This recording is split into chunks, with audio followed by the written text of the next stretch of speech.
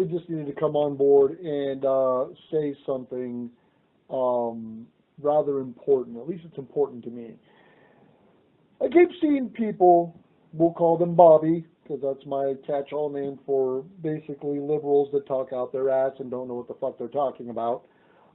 Maybe you see people like Bobby out there talking about, oh well, riots and this and that is how we won against the British and America and all that good stuff, right? Let's look a little bit. I'm going to adjust the camera here just a bit, but let's look a little bit into history. Okay, first, number one, let's talk about the Boston Tea Party. Boston Tea Party was, yes, an act of protest that involved one cut lock and then a number of, lots of money worth of tea that was dumped into the Boston Harbor. When it was all said and done, the captain of the ship was reimbursed for his lock. The government obviously was not reimbursed for their taxes, but Boston was not burning. There were not shop owners yelling at people to stop looting and the rest of it.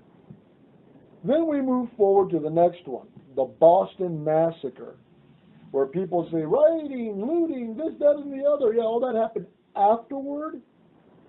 What ended up happening is there was a protest, a peaceful protest. And the colonists were yelling at the detachment of British soldiers, just fire and be damned. Fire and get it over with. And the commander of the British troops yelled, don't fire. Somebody misheard. Shots were fired. The massacre happened. The thing that we have to be looking at is this. In neither situation did the colonists turn on their own homes, their own businesses, and burn them down.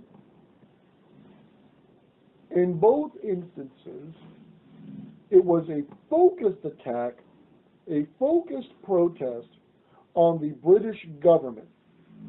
Okay? They didn't go down the street and burn down, Billy Bob's house because Billy Bob happened to be a loyalist. That didn't happen until a little later when war was declared. So, you want to use all of these historical facts, all these historical instances to justify your position on the riots and the destruction that's going on, then be honest about it. When we were rioting and we were looting back in the 18th century, it is because we had put ourselves on a path of revolution. Not the revolution when you walk down the street with the signs and, ooh, revolution. Okay? We're talking about real revolution with guns and people dying and whole cities wiped out. If that's what BLM, if that's what Antifa is doing right now, they are making a formal declaration of war in justification for the damage and destruction that they are causing upon private and public property, fine. Game on. Make the declaration. Make your attacks. Make your allusions to past history become fact. Declare the war and let the chips fall where they may. Or stop trying to put yourselves on par with people that were willing to shoot and kill and organize and be killed for their beliefs. Because until then, you're giving yourselves, lauding yourselves with a cloak that does not fit you. It is an ill-fitting cloak, and you look like a fool. Your misunderstanding of what was going on in those days is amazing. You want ideas on how you can talk about this? How about maybe, what were those called? The whiskey riots? Weren't those the ones? The bourbon riots, whiskey riots? Let's look it up right now. one of the first things that Washington, as president, had to deal with was a riot, the Whiskey Rebellion. There we go. The Whiskey Rebellion, also known as the Whiskey Insurrection, was a tax protest in the United States beginning in 1791 and ending in 1794 during the presidency of George Washington, ultimately under the command of the American Revolutionary War vet, Major James McFarland. So,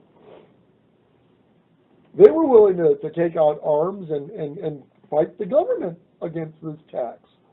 You want to pull it out and you want to tell them, we're not standing for this, we will fight you, where are the guns? Do it. Do it.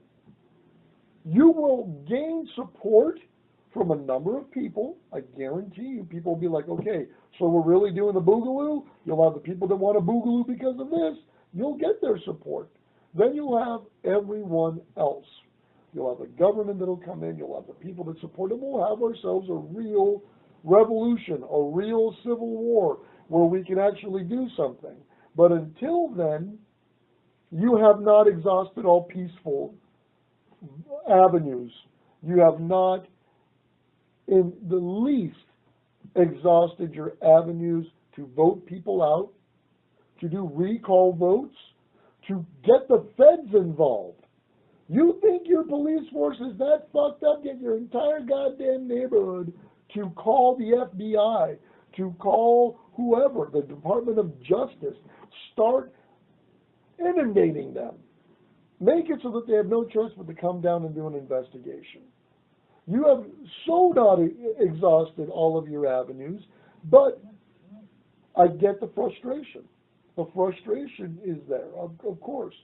But stop comparing it to things like the Boston Tea Party, the American Revolution, these sorts of things, because these were real moments where we had decided that we were willing to go to war. If you're not willing to go to war, and war means that when the cops come out and start shooting your punk asses for looting, you don't go, they're shooting! It's, no, holy shit, this is exactly what I knew I was getting myself into. They're having the proper response, and I have no reason to be able to be upset about it. You enter the game, those are the rules of the game. You want to up the game? Do it. Because until then, the game you're playing is you loot, they fire rubber bullets and tear gas at you. You fight them, they billy club your ass, or they push you on the ground, or you get shot. These are the stakes. If you are not willing to take them, do not go out and protest.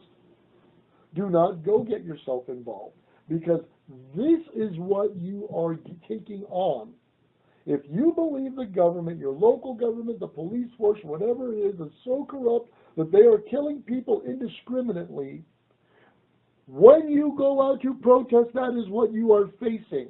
You are backing these evil people that kill you already into a corner and making them defend their lives. Some of them are assholes. Some of them deserve to get the beat down. I get it. But when you bring this level of destruction on your own town, and it jumps around to other cities, you better make sure that you have the high moral ground, that you're going to have something that people will get behind you on. Like you did before you started burning your city down. The entire fucking world was behind you. We would have probably had millions of people marching right now. Everybody would be talking about it. Everybody would be looking at their own police force. Everything would be marching so much smoother. But you shot yourself in the foot. Well, I kind of got a little deviated there, but you know what? I think it all fits back into the same thing. If you want to make change, yes, a riot is the voice of the unheard, but Dr. King went on to also say that he chose to not riot, that he chose the way of love, the way of peace, because hate begets hate, and so forth. But when you have reached that point where you're like, screw this and violence is it, kid up. You want to be compared to the revolutionaries of old? Kid up. Attack the proper government facilities so that you can receive in kind their response. Don't be a fucking coward and only destroy your neighborhood. Don't be a coward and shoot the man who's trying to stop you from looting his store. Don't be a coward and burn down stores because you don't like them or whatever, okay? Target, whatever it may be. Pardon me. That's a coward. The only brave thing that they did that night was take the 3rd precinct, and I'll reiterate that every time. I thought that was genius. That is who you guys had the problem with. That is who you should have focused your anger on. You still would have had everybody's support, but the second that you started burning down neighborhoods and shit and then try to throw on the revolutionary garb there to say, look at me, I'm just like George Washington, I'm just like Samuel Adams, Paul Revere and all that. Remember that none of those men immediately turned around and burned their own fucking houses down because they were mad at the British. For my veteran friends out there, here's one way that perhaps you might understand. When you and I got hit by IEDs in Iraq and Afghanistan, we did not go back to our cop or our fob and burn down our shit. We went and we burned down their shit. We arrested those responsible or shot them. Okay, but that was war. We didn't go back and shit in our own defect. We didn't go back and burn down our dorm room and say, see, ISIS and Al-Qaeda and all you Taliban fuckers, look what we did. No, and it doesn't make any sense. Nobody is saying that George Floyd should have died. That was terrible. And everyone is still saying that. I can believe both at the same time. The cop should not have killed George. George should be alive. And I can say you rioters are asshole pieces of shit. They are both true. They're not exclusive. One can exist with the other. They're not going to annihilate each other. And if you think that you can't, then you are the ignorant one. You are the one being controlled. I can still want police reform in Minneapolis and everywhere else and say the rioters should all be arrested and tried for property damage, for assault, for murder, for whatever it is that they participated in. If you're on camera, I hope they find you. And I hope you go to jail. Why? Okay, let me say this a different way. If you were protesting peacefully and nowhere on camera are you seen smashing anything or anything else, and you're just walking down the street saying, you know, no justice, no peace, justice for George, or whatever, or say his name, or whatever. If you're just doing that, God bless you, and I hope that all the rubber bullets miss you, and that the tear gas has no effect on you. May God bless you. I mean that sincerely. You are the true American. You are the one who, in the face of adversity and all of this, you are keeping your composure, you are exercising your rights, and you are doing it in such a way that you are not a detriment to your fellow man, to your fellow neighborhood, to your fellow neighbors, I should say, to your neighborhood. You are not causing destruction.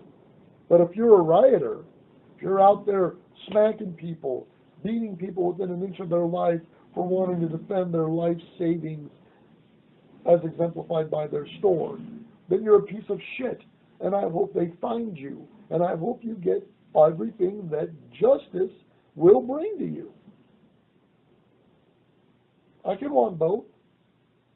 I can want my people to succeed and see the government fall. They're not mutually exclusive. Okay? I can want police to be safe and want every single cop that is dirty to go to jail. It's possible. I can train for war and want only peace. That is a possibility too. Well, guys, I hope that this makes it a little bit more evident to you the fallacies that are being used out there to compare what's going on now to the revolutions of old.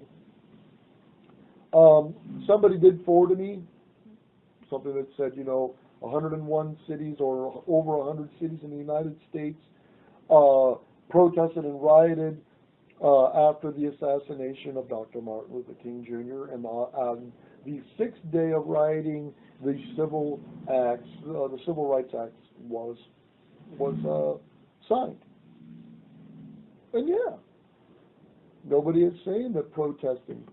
Martin Luther King, what did he do? Some of the largest marches ever were peaceful, and they got the job done. I don't think that it was the rioting that got that Civil Rights Act passed. I think they were working on it. And you know what? I'm going to do a little digging into that and see when it was proposed, when it was worked out, how long it took to get it to the floor and through committee and everything else before it was passed. That would be an interesting study. And if anybody knows that, because I'll admit to being very ignorant on that exact timeline, but if you know that, please let me know, because I would really like to know. I'd really like to learn. But anyway, guys, we need to get back to being a United States. Okay, we need to be, instead of looking at everything through race, here's what I want. Seriously, I'll boil it down to this. I want to see this much anger and this much pissed offness whenever we hear the words, innocent man killed in police custody. And I don't ever want to know their race again. I don't ever want to know. If a bad cop killed a innocent civilian, in the sense like George Floyd, okay, or like the lady who got shot after she called 911, okay, help me, and the cop comes and shoots her, okay, shit like that, I don't want to know the races. I don't. Because justice is blind. It's supposed to be. That's how the only way we'll ever fucking be equal, is if we can make it so that justice is blind. And that means that we don't need to know the race of the people involved. What we need to know is that a cop screwed up on his job, whether deliberately or not, and then move forward with the appropriate charges. If it was negligent, like he didn't mean to, and he did the wrong thing, and appropriate charge, manslaughter, whatever it is that the DA wants to bring. If it's blatant, okay, then yeah, bring the appropriate charge. But I really don't believe that us knowing that a white cop killed a black man while ignoring the races when a white cop kneels on a white man in Dallas and kills him in the exact same way, I just don't think it's important. I really don't. And I will lay this at the feet of the media and say that sensationalism has definitely earned its pound of flesh. If you are still rioting right now, even though all 4 police officers have been arrested, the charges have been upped, and there's still talk of them facing federal charges, then you are not doing it for justice. Guys, have a great day. Let me know what you think. Justice for George Floyd. Brought to you by Blue Cord Horde Brewing Company and Brute Squad members like yourself.